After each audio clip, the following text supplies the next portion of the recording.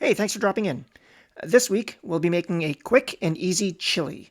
Now, a word of warning, this chili will include beans. If you find that offensive, feel free to click away right now.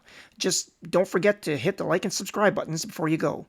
And definitely come back next week when I will be making something that does not have beans in it. Alright, let's get going.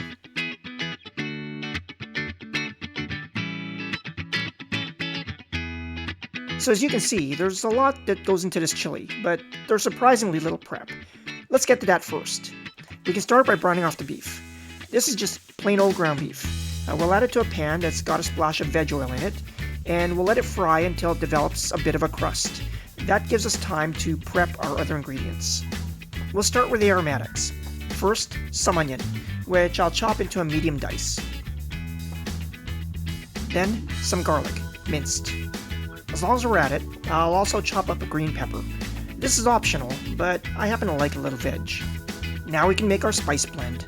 That starts with chili powder, of course, then some paprika, some ground cumin, some garlic powder and onion powder, and a bit of dried oregano. Okay, we better check on the beef. That's looking alright. Don't worry too much about any liquid that comes out. As long as the beef isn't swimming in it, it's fine. The liquid will eventually boil off. If there's a lot though, just use a spoon and drain it out. Okay, now the rest of the ingredients. We've got some diced tomatoes, some tomato paste, some BTB beef stock, 1 chipotle pepper with adobo sauce. That'll add a nice smoky heat. Some brown sugar, some frozen corn. Again, this is optional, but my wife and daughter love it. And our controversial red kidney beans, washed and drained. Okay, back to the beef. This looks ready to go. You don't really want to overdo the beef, because it'll end up pebbly in the finished chili. You want a bit of chew in there. To this beef, we'll add the onion and garlic, and let it fry until fragrant. Okay, now the spices can go in. We'll give it a minute for the oil to bring out the aroma in the spices. That's called blooming. We'll know when we're there, because the aroma will fill the kitchen. Now it's time for the tomato paste. A couple of squirts, then we'll give it a minute to dry out and concentrate. Time for the liquids. So in goes a couple of cups of water, then the BTB, and then the tomatoes. Now the chipotle, which I just chopped up a bit. It's looking a bit dry, so maybe a bit more water. And the beans. I'll hit it with some salt and pepper. Then cover with a lid, slightly ajar, and let it simmer for about 20 minutes. Our chili should be just about done. At this point, I can give it a taste. I'll add extra salt and pepper as needed. And brown sugar to taste. Not too much though.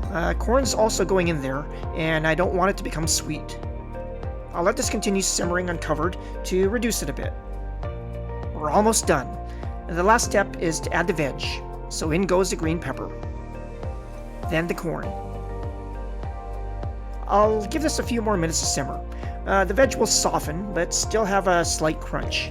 Then we'll be ready to eat. And here we are. Quick and easy beef chili.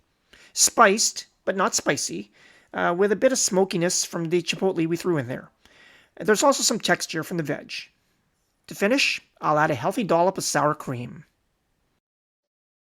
And some grated cheddar cheese.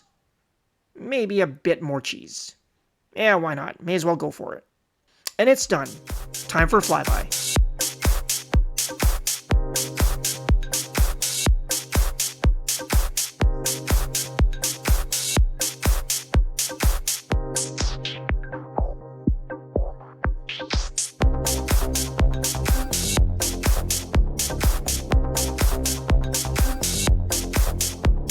Thanks for watching. I hope you enjoyed this episode, and if you did, remember to hit like and subscribe, and leave a comment. I'd love to hear from you. See you next week. That's good.